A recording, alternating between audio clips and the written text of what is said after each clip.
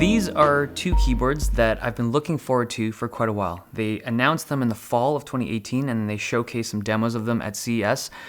These are the SK630 and the SK650 from CoolerMaster. They're very nice looking keyboards, and the whole purpose of this particular keyboard is that it's a low profile, just aesthetically pleasing keyboard. And they look really good. And I think a lot of people are going to be interested in these devices because of how good they look.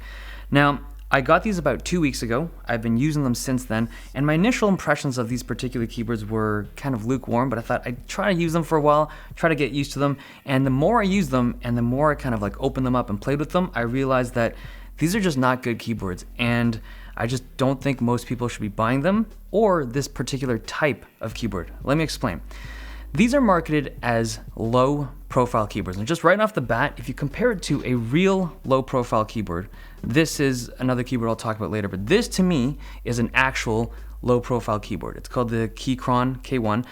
This is like half the height of this. The CoolerMaster is noticeably taller, and it just no longer feels like a low profile keyboard. If anything, it feels very similar to just like a regular keyboard. So right off the bat, it's not really a low profile keyboard, and the reason for that, I guess the best way to explain this is to open it up. I probably should have done this in advance. This keyboard has a lot of screws. I think it's like 12, 15 screws. Most keyboards that I've opened up are significantly easier to get into. This one's not hard, it's just time consuming. Now, if you end up buying this keyboard and you do want to open it up, just a tip, there's 2 screws underneath the spacebar, and then there's another screw on the bottom of the keyboard underneath the escape button. So top left of the keyboard, it's underneath the rubber foot.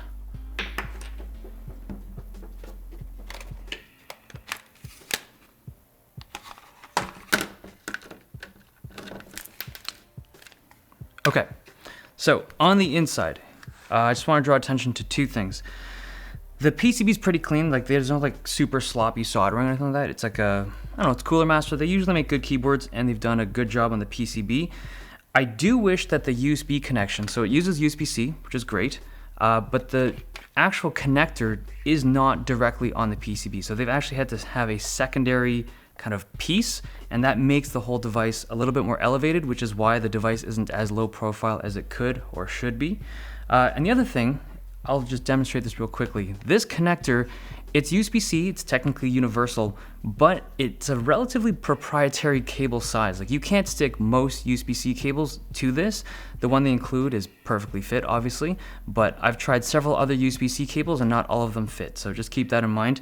Now, another thing I noticed is that at the bottom of the keyboard tray, you'll see kind of like 2 spaces, which I think are for other variants of this keyboard. So when they originally announced this thing, they said that it was going to have a wireless version of this, and this might be like spots for batteries, but they've designed this case to be a low profile mechanical keyboard, but it's just not, I mean, it's not low profile.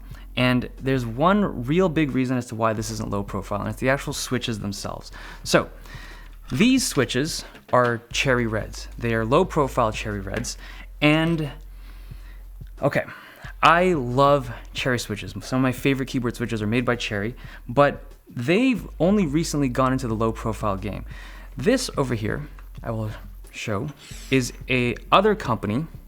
This keyboard switch is also a low profile switch, but they've designed this switch so that the keycaps insert into the switch itself, and it just makes the whole switch a little bit more flatter and shorter. The Cherry low profile switch uses your standard Cherry stem, which might seem like a good idea at first because then you could switch keycaps and such, but the problem is that this stem is a lot higher and it inserts into the key, so just the whole mechanism becomes a lot taller than your standard low profile switch, and it just makes this keyboard not feel like an actual low profile keyboard. The typing experience isn't great, but I don't mind the switches. They feel similar to regular Cherry Reds. They obviously bottom out quicker, but they actually feel a little bit stiffer to me.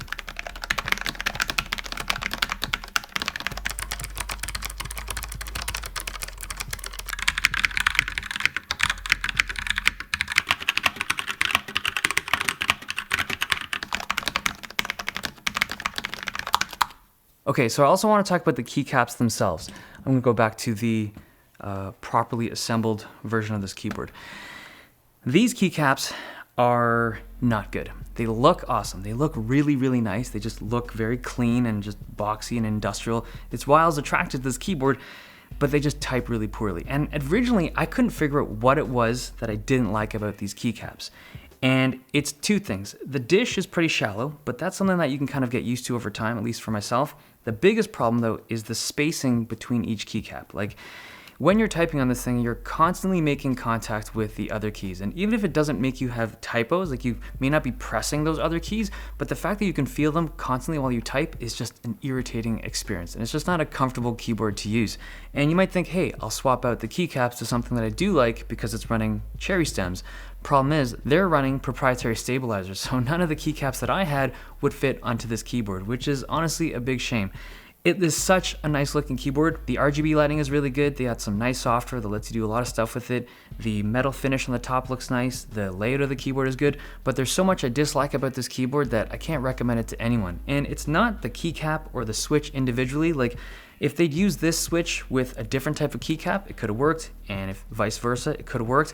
If you really want something like this, so like if you really want a low profile keyboard that is mechanical, there is something else on the market that I still don't think this is perfect. Like, this is a lower profile keyboard. It's the KEYCHRON K1, and this is a better implementation of a low profile mechanical switched keyboard. So this is using chiclet keys as well, but they've got a blue switch in here, and they've just made a low profile mechanical keyboard a lot better than CoolerMaster did for a lot cheaper too. And it's wireless. So if you want to check either of these things out, I'll link them below. But seriously, for most people, I just do not recommend the CoolerMaster SK650 or 630. Okay, hope you guys enjoyed this video. Thumbs if you liked it, subs if you loved it. See you guys next time.